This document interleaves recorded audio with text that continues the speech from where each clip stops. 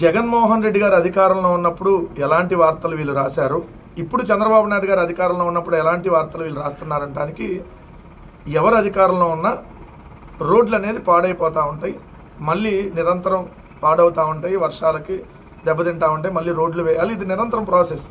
అది ఆంధ్రప్రదేశ్ తెలంగాణ లేదా జగన్ గారు ముఖ్యమంత్రి చంద్రబాబు ముఖ్యమంత్రి అని ఉండదు. సారీ, ఎవరు అధికారంలో ఉన్నా రోడ్లు పాడవుతాయి, వేయాలి. అది నిరంతర ప్రాసెస్. కానీ జగన్ గారు ఉన్నప్పుడు మాత్రమే రోడ్లు పాడైపోయినాయి, జగన్ గారు ఉన్నప్పుడు రోడ్లు అసలు వేయలేదు అని ఎలాంటి విష ప్రచారం వీళ్ళు చేసి అప్పుడు ఎలాంటి హెడ్డింగ్లు పెట్టారు, ఇప్పుడు ఎలాంటి హెడ్డింగ్లు పెడుతున్నారో ఒకసారి చూడండి. ఈరోజు ఆంధ్రజ్యోతి పెట్టినటువంటి హెడ్డింగ్ బ్యానర్ ఐటమ్, రహదారులపై విపత్తుల పగ. రహదారులపై విపత్తుల పగ అని పెట్టారు.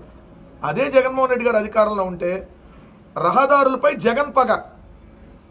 రహదారులపై జగన్ పగ. జగన్ అధికారంలో ఉంటే, చంద్రబాబు అధికారంలో ఉంటే రహదారులపై చంద్రబాబు పగ కాదంట, విపత్తులు పగబట్టినాయి అంట.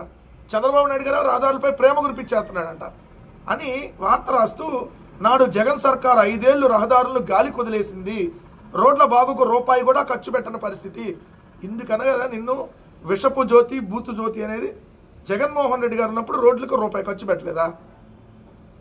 ఓపెన్ ఛాలెంజ్ విసురుతా ఉన్నా మీ పత్రికలకి. నేను చెప్పి కరెక్ట్ కాదని అంటే మీ పత్రికలో రేపొద్దున ప్రకటించండి, తప్పుదో పట్టించాడు వెంకటరెడ్డి అని. జగన్మోహన్ రెడ్డి గారు 5 సంవత్సరాలు తన అధికారంలో ఉంటే 2 సంవత్సరాలు కోవిడ్ ఉన్నా మొత్తం రహదారులకు సంబంధించి 43,036 కోట్లు ఖర్చు పెట్టారు. దీంట్లో జాతీయ రహదారుల నిర్మాణానికి 25,504 కోట్లు, పంచాయతీరాజ్ రోడ్ల నిర్మాణానికి 5,544 కోట్లు, రాష్ట్ర రహదారులు జిల్లా ప్రధాన రహదారుల నిర్మాణానికి 7,340 కోట్లు, రోడ్ల మరమ్మతుల కోసం 4,648 కోట్లు, మొత్తంగా 43,036 కోట్లు ఖర్చు పెట్టారు.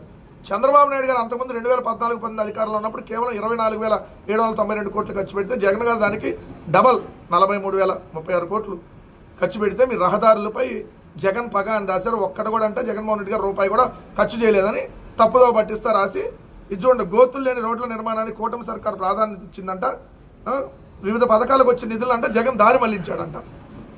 ఇది రోడ్లకు సంబంధించి దారి మళ్లించాడా? రోడ్లు వేయడానికి 43,000 కోట్లు ఖర్చు పెట్టారు. అయినా వరదలు వచ్చినప్పుడు రోడ్లు పోతా ఉంటే మళ్ళీ వేయాలి. సో ఇది నిరంతర ప్రాసెస్. మీరంటే 2,000 కోట్లు ఆల్రెడీ ఖర్చు పెట్టేశారంట. ఏడ ఖర్చు పెట్టారు 2,000 కోట్లు చూపించండి. ఇప్పుడు మీరు ఇక్కడ 3,388 వంతులు దెబ్బతిన్నాయి, 31,000 కిలోమీటర్లు ఆంధ్రప్రదేశ్లో ఇంకా రోడ్లు దెబ్బతిని ఉన్నాయి.